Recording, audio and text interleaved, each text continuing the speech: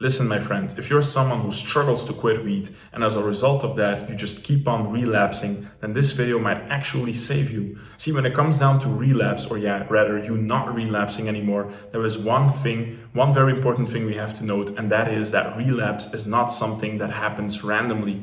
Quite the opposite, it's actually something that happens during specific moments in the day. And even more important to note is that those moments usually are the same moments, which means that those are predictable. Now, what does this mean for you? If you know when those moments are, you can basically optimize for them and thus prevent yourself from relapsing. Now, that moment I was talking about are evenings. Usually evenings are the most dangerous for you to relapse. Let me explain why. See, when it comes down to our day, basically during the day, we have a lot of responsibilities. Most people at least. Maybe you're someone who just sits all day long in your couch, and that's a different story, right? But even then, there are responsibilities we have to do as human beings. We go to work, to school, maybe you have to go get your kids from school or bring them to school. Basically, we're busy, more or less we have like a structure we like hang on to. Now, what happens when we come back at home after our long day, our long, exhausting day?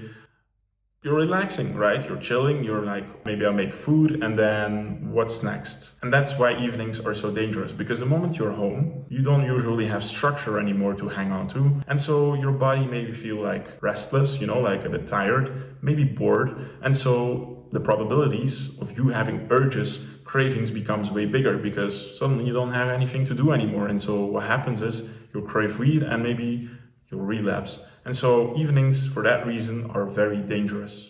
Now, on top of that, the reason why evenings are so dangerous is because you're tired. See, when you're tired, what happens, and it's crucial to note, is that your willpower actually goes down. Your ability to resist cravings also goes down. And that's just simply because you're tired. Your body has used a lot of energy. And so that's also very crucial to note. When you're tired, when you don't have energy, and that usually happens in the evening after you having your day, then of course relapse and craving become way more probable.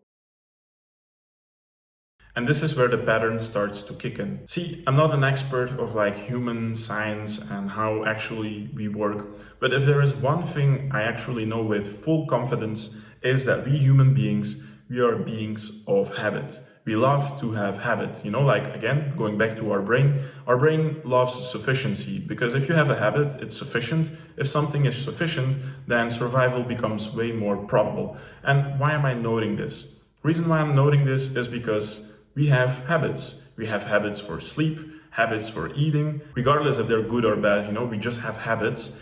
And what we also used to have a habit for is our smoking. Like smoking weed also is a habit. And so what does this mean? We have our routine. We have like our places where we like to smoke. We have like the people with whom we like to smoke. Now, the reason why I'm mentioning this is the moment you get home during the evening, you feel tired, you had your day. And so your brain will start looking for the patterns to like fulfill the patterns it's used to. aka you smoking. And so if you sit on the couch, for instance, where you used to smoke, then relapse becomes way more probable. The same if you maybe like see someone after work who you used to smoke with. You relapsing becomes way more probable, And the reason why I'm mentioning this is, again, because all of this happens during the evening. Usually. Not for everyone, but most of the time it happens during the evening. And if this is not the case for you, then don't worry, because I'll still address the way how you can deal with it, even if it's not the evening for you. But for most of us, it's during the evening, because again, we had like our day, you're done with it, you're tired, you feel restless, you're bored, you're done with your day. And so what will happen is your brain will start to look for patterns it's used to, and it's crucial to also note those patterns. Now, let me go even one layer deeper here, okay? Now that we established why relapse usually happens during the evening, there is also one layer underneath that needs to be addressed, and that is the reward gap. See, it's very important to note what role weed actually played in your life, and that is, it helped you basically relax, it helped you feel better, It helped you escape the stress. And so it's very important to note that because, weed used to be like this reward for you to like relax, let loose, and basically get faded, as some people may say. And so the moment you stop that, what happens is you had like your busy day with full of responsibilities. You got the kids, work, school, etc., you name it. You're tired, your willpower is down, your ability to resist urges basically goes down.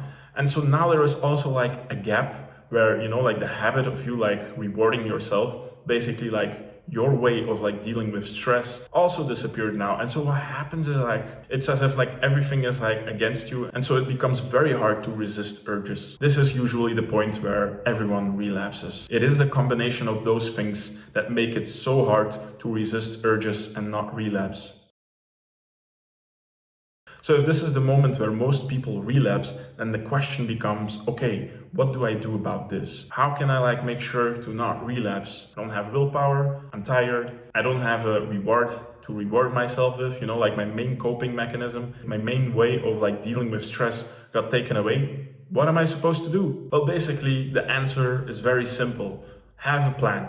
In a nutshell, that's all what it comes down to. See, when we have responsibilities and we have tasks to do, and we have like things basically like to accomplish or to achieve during the day, you can't allow yourself to smoke. Again, maybe you're someone who smokes during the day, 24/7 high. I hope you're not that person, because if you are, then it becomes a different conversation. But most people don't, and I'll assume you're not there. If you're there, then I'm sorry, then you can like write a comment or text me or find a way to contact me, and I would love to have a conversation with you, because then there are like different things you could do or different approaches you can like how to tackle the issue. But basically what I'm trying to say is like during the day, you have your responsibilities, you have a schedule, you have something to hang on to, and that's crucial. Now, the moment when you come home, that's also the moment where you should not let go of that schedule.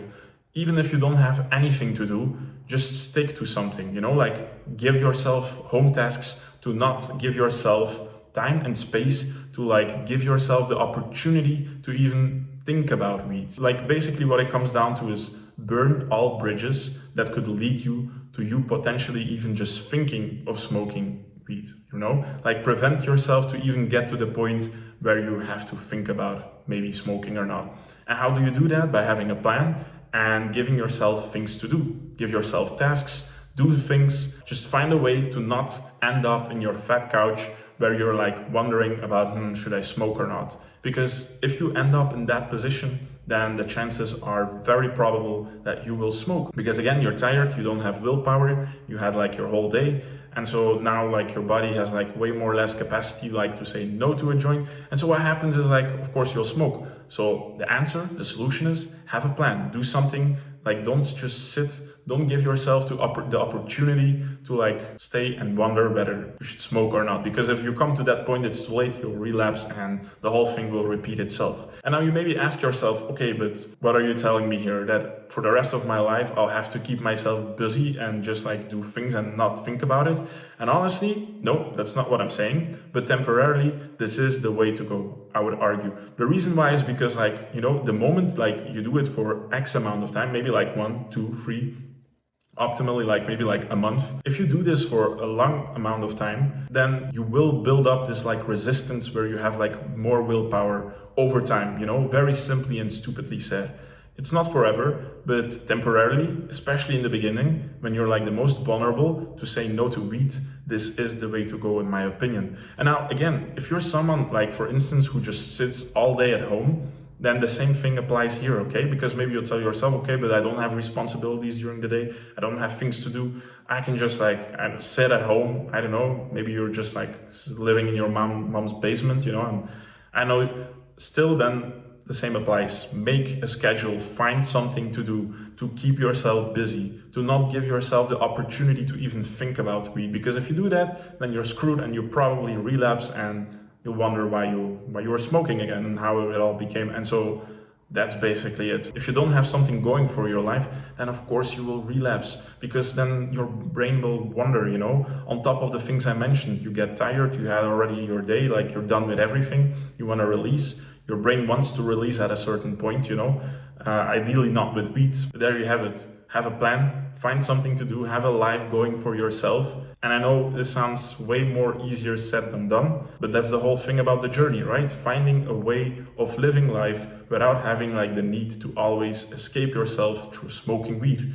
And how do you do that in specifics? Like that on its own is like a whole different conversation. But what I would say is like just have to start with a schedule. That's like the most simple. Start with a schedule and find something to do, whether it's sports, whether it's your school, whether it's your work, your job. Find responsibilities you cannot like just turn away, because the more pressure you have on yourself to do something, like the more less probable it becomes for you to smoke. Because if you have the responsibilities, then you have things to do and you cannot like put everything to side to just smoke. Anyways, this was the video. I hope you enjoyed. I hope this brought value. See you in the next one. Take care.